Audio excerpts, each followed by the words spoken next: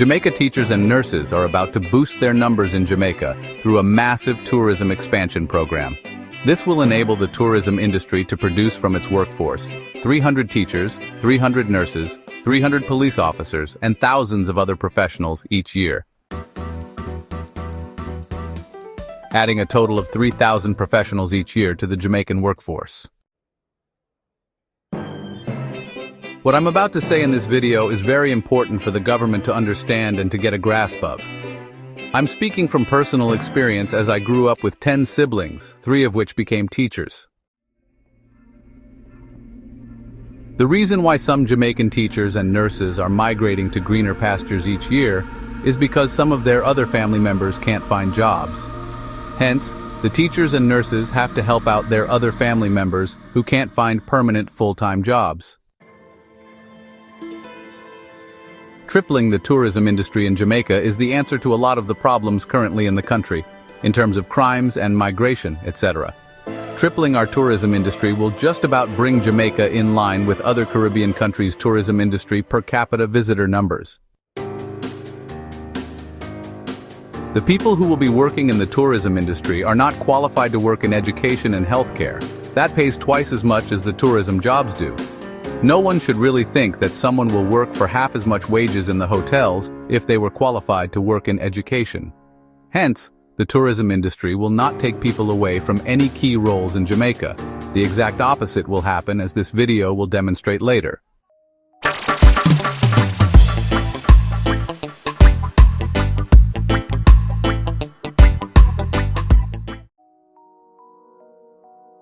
Many teachers and nurses migrate abroad because they can't afford to maintain themselves and sometimes their struggling siblings.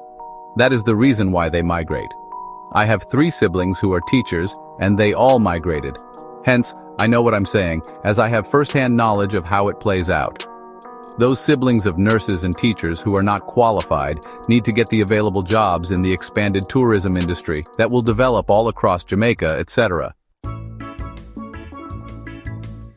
With an extra 300,000 full-time workers working in the tourism industry across Jamaica, the government will have an extra $4 billion at its disposal. Teachers and nurses' wages can then be doubled. By providing jobs for the unskilled siblings of teachers and nurses, hence less stress for the teachers and nurses, while at the same time doubling their wages. All this can be accomplished within 5 years. By allowing 120 large, all-inclusive hotels to be built in Jamaica to host an additional 5 million visitors, bearing in mind that Jamaica would need an additional 10 million visitors to equal most Caribbean countries' per capita visitor numbers. This is why most Caribbean countries are 3 times richer than Jamaica. It's time the Jamaican government starts seeing that the tourism industry can be a stepping stone for many young people across Jamaica. The tourism industry can create tens of thousands of professionals for Jamaica, including thousands of teachers and nurses over the next 10 years.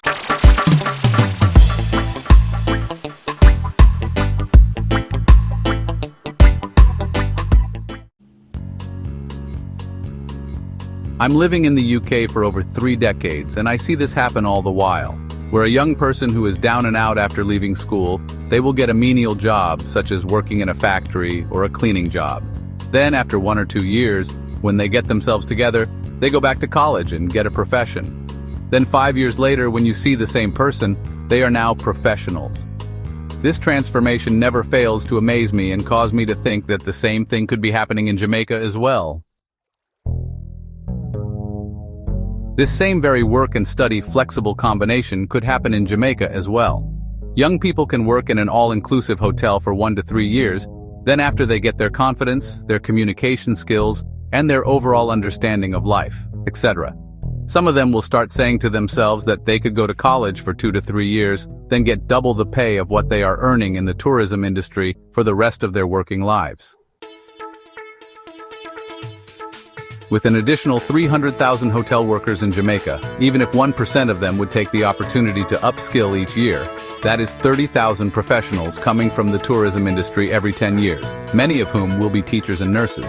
But that first job after a person leaves school is very important, especially for those who leave school without any qualifications, which is most of the youths in Jamaica. I was having this discussion just last week with one of my YouTube skeptics, whom I managed to convince about my visions for Jamaica. This is what they said after they were convinced by me. George Edwards, we are now definitely on the same page. 1 to 3 years might be enough for most young folks, but I actually think the nature of tourism work lends itself well to shift work and flexible scheduling that could allow young folks to attend college or trade schools part-time or full-time for several more years, depending on each individual's pace, while earning a modest salary and, more importantly, developing a strong work ethic. Getting out of bed when you don't want to get to work on time, maintaining self-control when you actually want to tell off a customer or your supervisor, time management to study when you would rather go out partying, etc. Ideally, such persons would continue to live at home or share rental units, as well as delay becoming parents at least until after their schooling or training is completed. Delay of gratification for immediate pleasures and material things is probably the greatest challenge for human beings, so a new generation of peer leaders who are able to exemplify, share, and communicate such a vision convincingly would be needed. The tradition of sourcing leaders only from persons who were either born uptown or sold their soul to get up there would only yield the same underwhelming results that we have seen for the last 50 years. Unfortunately, we also already have a very large population of unskilled and undisciplined, and even functionally illiterate in many cases. Adult population who are either unemployed or underemployed but still want and need to live, and will continue to be a part of the society and electorate for decades to come.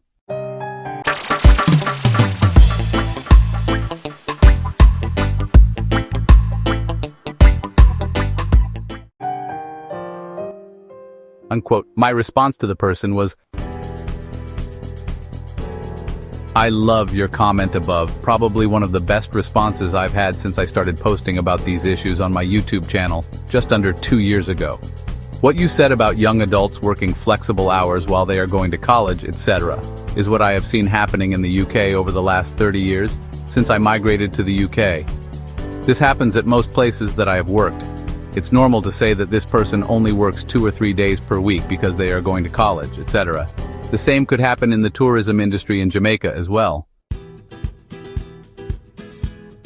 This is why I'm all for tripling the tourism industry in Jamaica, by bringing the all-inclusive hotels to all rural parishes across Jamaica. Montego Bay does not need any more all-inclusive hotels. Everyone who lives in St. James and needs a job in a hotel can get one. We need hotels and colleges in my parish of St. Elizabeth so that we have the same options as people have in Montego Bay. Of course, most people will be happy to stay in the hotel industry, as it suits them perfectly well. However, the hotel industry in Jamaica, helping to produce 3,000 professionals each year, will help to push Jamaica forward along its development stages. Thank you for watching another episode of my series titled $30 billion US, Repatriation Money Available for Jamaica to Claim. Funding to build 30,000 affordable housing units each year, employing 300,000 Jamaicans in permanent full-time jobs, and earning an extra $10 billion US each year for the country's GDP. Some key features of the $30 billion US repatriation funding program are A. 120 hotels to be built across Jamaica, especially near areas with high unemployment rates, earning an extra $10 billion US each year for Jamaica. B. Providing 300,000 permanent full-time jobs for low-skilled citizens in rural parishes across Jamaica. C. 300,000 affordable housing units to be built over the next 10 years from 2025 to 2034. 30,000 to be built each year. D. Franchises for the 120 large all-inclusive hotels will be given to FDI, foreign direct investment, over the next 1 to 5 years from 2025 to 2029. E. Each hotel costing approximately $250 million US to build, totaling $30 billion US, all paid for by the FDI's repatriation money coming back to Jamaica. F. Minimum wage to be increased by 15% each year, reaching $200 US per week in the next 5 years. G. Jamaica's agriculture needs to start growing by 20% every year for the next 10 years and beyond. This is to create stability in the country as the tourism industry starts growing by 20% every year for the next 10 years. This is part 16 of my current series. Look out for part 17. Thanks for watching this video. To support this channel, please click on the subscribe button. Share this video in your WhatsApp groups and send it to all your friends, as we try to demonstrate how the tourism industry can transform lives in Jamaica. Remember to let us know what you think about this video by leaving your comments below. Please keep your comments respectful. God bless you. God bless the Jamaican Parliament, and God bless Jamaica. Until my next video, peace and love.